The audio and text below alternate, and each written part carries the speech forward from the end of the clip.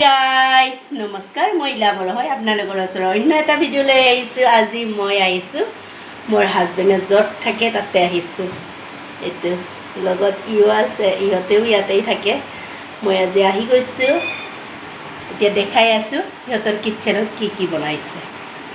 চুজিৰ হালৱা, आलू का सब्जी, रायता, पूरी।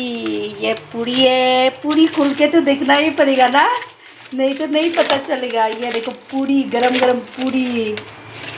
ये क्या है अंजलिका मम्मी? कद्दू का सब्जी बनाई से।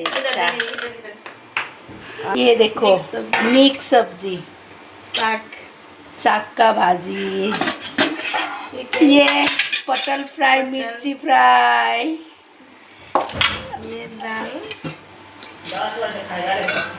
ये दाल, ये भात, कुकर में भात। ये देखो भात बनाया है, देखो भात।